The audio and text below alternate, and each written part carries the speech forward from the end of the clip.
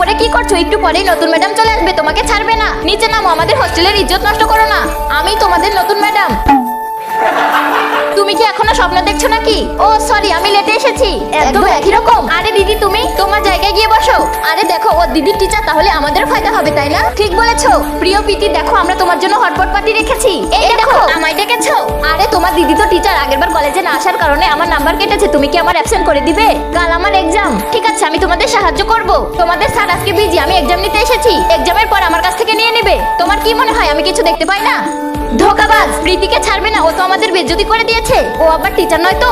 চলো, আমার একটু ভয় লাগছে। চলো চলো, আমি থাকতে আমার বোনকে কেউ বিরক্ত করতে পারবে না।